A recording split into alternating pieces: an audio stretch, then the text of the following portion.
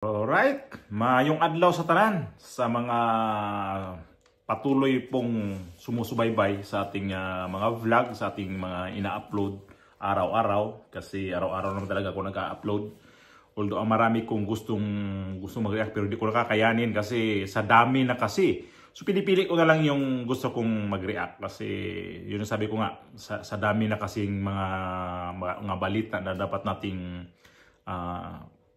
magawa tayo ng komento. Hindi lang ako, pati na rin ho siguro kayo kapag nakapanood kayo ng mga balita tungkol ho dito sa mga nangyayari sa atin, makapag-react kayo. So lahat yan, napanood ko lang yon pero depende na lang din kung anong maisip ko na gawin ng reaction. So sa may trabaho rin kasi tayo. So dyan sa Pilipinas, ingat po tayong lahat.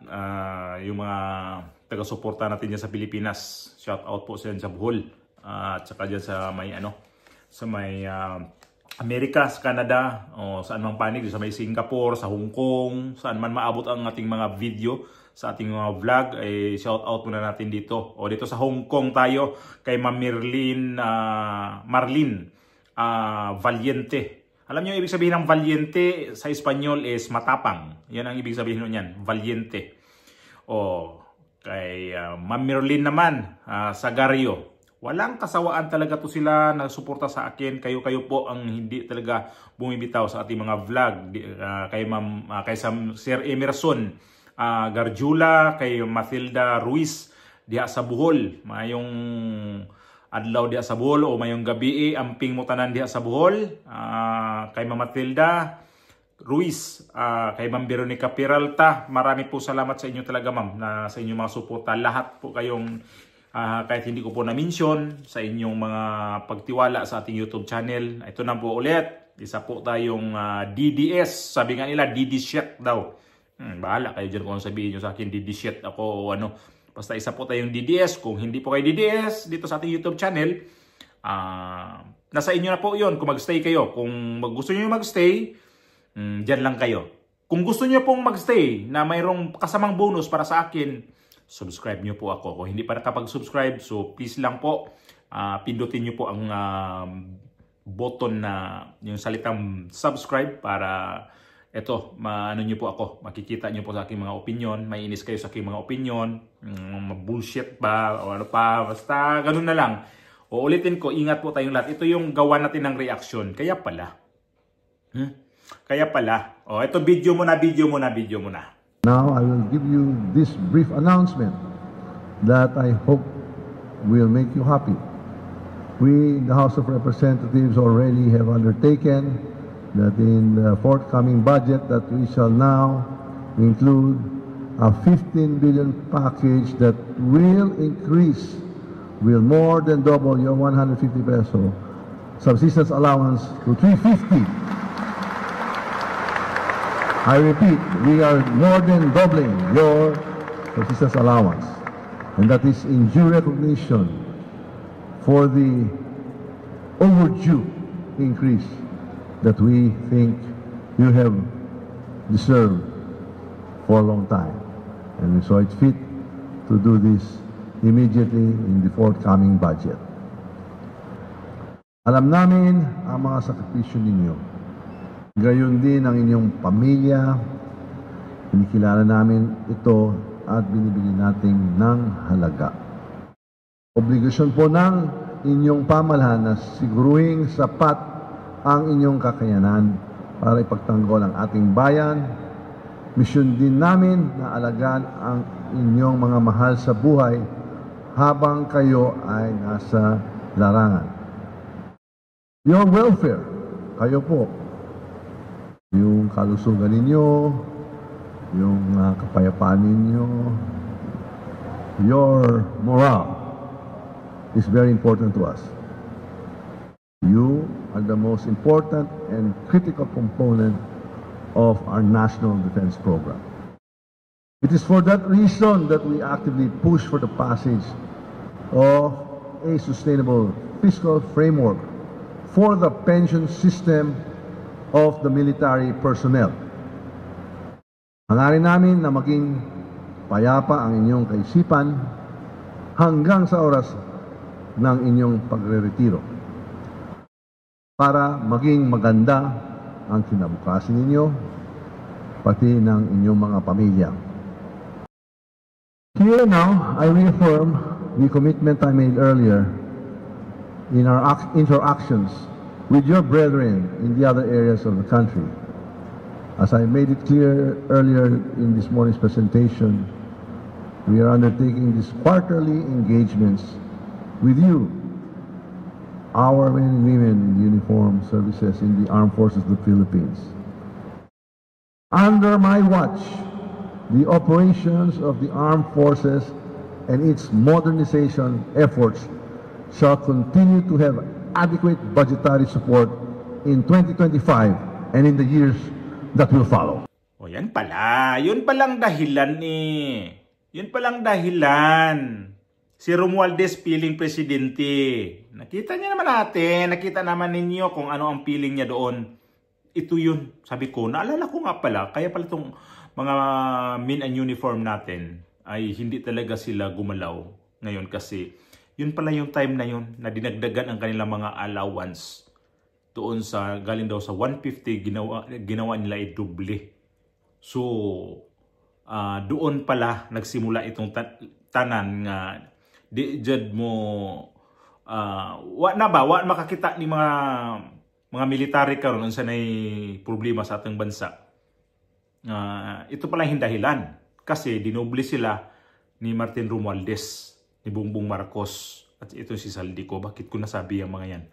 Maya-maya konti may video ho yan na confirm na si Saldico nakipag-usap ng isang general. Although yung general na yan ay retired na ngayon. Itong video na yan na mapanood nyo sa sunod, viral ho yan na itong si Saldico, tinawagan ho niya itong isang general. Pero bago natin i-play yung video na yan, kaya pala itong sila, tahimik lang itong mga military natin ngayon. Mapulis man yan o nasa Armed Forces of the Philippines, nasa AFP, hindi ho, wala ho pakialam sa nangyari ngayon. Gawa ho nito na gibahugan na pala, binahugan o talagang pinalamon na. Nako naman, kung ano pang sabihin natin sa kanila, dito pala sila na wala silang pake nga dahil dito sa kanyang mga allowance na dinagdagan nitong mga hayupak na mga buaya, sobrang kawatan sa gobyerno. Di nyo nakita yan, AFP, na dinagdag sa inyo na mga allowances ninyo na mula sa 150, dinagdagan ng 300. Di nyo na yan, kung saan ang galing yan, ang dinagdag sa inyo. Grabe kayo ha. Wala kayong pakialam na talaga no.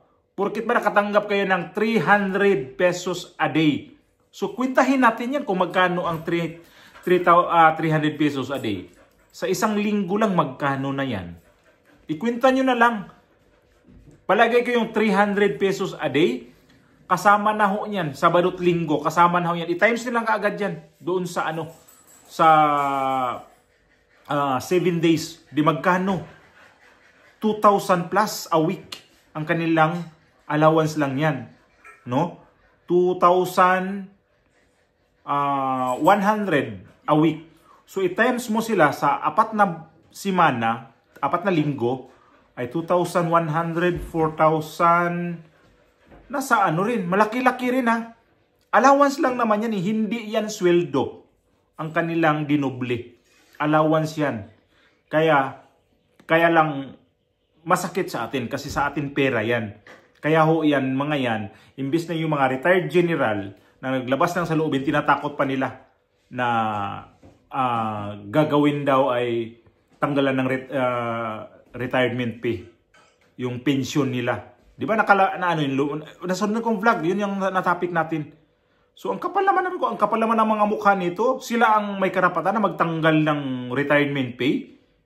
Na hindi ho yan sila, may ba sila? May power ba sila? So ito na video na to. Baka hanapin niyo yung video na yan. Baka makalimutan ko din. Ipasok ko to. Si Saldico nakipag-usap dito sa isang Lieutenant General Facund, ano ba to? Ano to siya? Pero retired na to siya ngayon. Nag-retire to siya ngayong May lang, ha. Itong si Commander Southern Luzon, Lieutenant General Facundo Palapax IV. Nagkausap to sila noong December 12. Nagkausap to sila. December 11, 2024. Ito yung konversasyon nila, na proud si Saldico. Ito. How are you? Magandang hapon. Okay naman po, sir. Thank you. Thank you, sir. Yeah. Tanggap po kami lahat, yes. We have good news. Kinuto ko sa iyo kanina, we just finished signing the bicameral conference with the senators and congressmen. Pasok yung sinabi ko sa iyo when we met last week, sa Misibis. Opo, sir. Okay, naipasok lahat, additional of 8 billion. Nauna yung 8 billion sa HGAB. Now, naipasok ulit namin another 8 billion. That's 16 billion. So, total yung buong 350 pesos na... Yeah. Can I take a video of you, sir? Sure. Okay. Yes, sir. I can show it to the staff, sir, as the personnel when I talk to them next on the 14th on the Saturday, sir. Thank you. No problem. Yes, maganda yan malaman ng mga staff na we are taking care as for instruction by our speakers, instruction by the president. Maganda yan na malaman ikaw sa Sol. Grabe. Akala mo yung si Saldico kanilang pera. At sinong binanggit niya na aprobado na yung kanilang yung committee, yung sagaan na yun. Aprobado na, ha? Kasama niya Martin Romualdez sa si Bongbong Marcos at siya. So tama lang din talaga ito si Saldico para magsingawan talaga to, damay to si Bongbong Marcos. Sabi nga kasama si Bongbong Marcos. Tapos ang mga tao nito, hindi daw kasama. Pilit na daw talaga idamay si Bongbong Marcos. Ito na nga Itong video na to, sabi ko nga, viral yan. Sabi ko, ito pala to, na kahit anong alibay ni Bongbong Marcos na hindi niya alam ang mga insertion nung nangyari na yon, alam pa rin niya. Kasi siyang pumirma At ito na binanggit na ni Saldico sa kanyang konversasyon nitong si Lieutenant General Facundo Palapax. Grabe, no? Ang ang lakas nila nila, akala mo sariling pera nila, pero pera natin yan. Kaya ito nga sila ngayon, ang mga retired general, nagreklamo nga. Hope, ito si Facundo Palapax, sana lang, hindi to siya kasama sa nagreklamo sa tatanggalan ng mga, sabagay, di ko narinig to, na sumasama to sa mga ngayon, ng mga nagrarally. Ang malakas ngayon na itong itong isang general dyan na si Romeo Poques. Yan yun talaga ang mabukal, ang kanyang damdamin na nilabas talaga. Pero ito siya, hindi ko to nakita na sumasama to dyan. So ang dami pala mga general, no? Mga generals. Ang dami pala mga colonels, mga majors. Ang dami pala ninyo. Pero hindi ako believe sa iba nito. Lalo yung sa active. Kaya tinatakot nila itong mga dito sa active kasi tinatakot nilang tanggalan ng pensyon. Yun pala ang dahilan. Kasi kayo ang babalikan ni Bongbong Marcos kapag gumalaw ng husto itong mga retired na to, na mga general. Kayo ang babalikan ni Bongbong Marcos. Ito, boy nito sabihin na to. Nakasabot si Bongbong Marcos dito. Sa ito sa nangyari ngayon sa tatanggalan ng kasabot siya. Kaya lang naghugas kamay kaagad. Ayan sinasabi, ayan. Pinapaubaya niya sa Armed Forces of the Philippines ni Bongbong Marcos. Wala daw siyang alam pero pinapaubaya niya kung anong dapat gawin sa mga sangkot doon. Presidente ka, hindi mo man lang ipagtanggol yung mga retired na yan? Na buwis dugo ang ilang ginawa noon na serbisyo pa sila? Buhay nila ang tinaya. Kasama ka doon para itaya ang kanilang buhay, Mr. President. Pero ngayon nag-retired na yung mga yan. Hindi mo lang pinapansin. Baliwala mo na lang talaga. Parang ginawa mo na lang sa kanila. Parang basahan na lang yan. Pagkatapos mo mamunas sige, tapos na ang maliligayang araw ninyo. Hindi mo inalagaan yan. Kaya ito ngayon, nagrereklamo ho yung mga retired general na yan. So, confirm na. Balikan ko ha. Confirm po na itong tatlong itlog na to, Bongbong, Saldico, at saka si Martin Romualdez, sila pa talaga may pakana dito sa mga military ngayon. Na hindi sila makagalaw ang mga military kasi gibahugan, nilunod sa pera ng taong bayan. Yun pala ang dahilan. Tapos sabihin na mga fake news, yung mga post ng mga kapwa nila general, fake news yan. Hindi naman siguro aaray kayo kung hindi yan totoo. Ganun naman eh. Kapag ka umaaray ka na, totoo yan. Hindi yan general yan eh. Dating former ex-general yan. May credibility magsabi, hindi yan magpaano yan mga fake news. Mga sundalo ho yan. Hindi ho yan nagmamaritis lang dyan. Kaya itong mga active ngayon, itong si Trinidad, yun ang naglabas ng saloobin na sila naglabas din ng sila ang nananakot eh. Ito sa mga itong spokesperson nila, si Margaret Padilla, sila yung parang nananakot, pumalag to si General Pukis na. Palag na. Kaya ito ngayon, isa na naman to sa patunay na ang mga sundalo talaga binahugan o talagang nilunod nito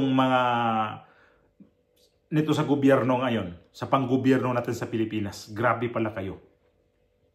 Hindi ko makapaniwala na ganun pala ang ating mga military na makukuha pala sa pera-pera pala ang labanan dito.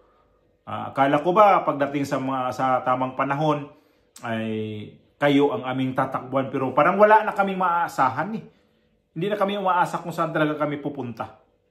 Kasi ito yung konversasyon ni Saldico na patunay nito na isa talaga kayo sa yung mga budget na dinagdagan ang inyong mga yung tawag nito, yung pension ninyo. Isa yun. Confirm nga. So, tuwang-tuwa pa itong si General Facundo Palafax. Gusto pa parang ibibidyo niya pa para mayroon siyang doon sa mga kanya mga tauhan na ito. Inaprubahan na lalaki ang natin ito, lalaki ang pension natin ito. Ito na yun, yantay natin. So kahit anong yan, makita natin na nangurap na yung nasa gobyerno, wala tayong pakialam sa kanila, importante atin. Ganun yun. Kakainit ng dugo kasi. Nakakainit ng dugo ang ginagawa ninyo sa amin. Pera namin yan. Tapos kayo pala naghati-hati dyan. Tapos ngayon nakikita na natin kung gaano katalamak, gaano kagarapal ang paninilbihan ito nasa gobyerno natin. Wala kayong pakialam. Ayong mga sa inyo. Ano ang pinakain talaga sa inyo? Pera lang pala talagang katapat ninyo, no? Sa bagay. Kapag wala kang pera, wala rin lilingon sa'yo. Wala rin tinatabla ka palagi kapag wala kang pera. Pero tandaan ninyo, may hangganan lahat ito. Hindi lahat piyesta. Di ba?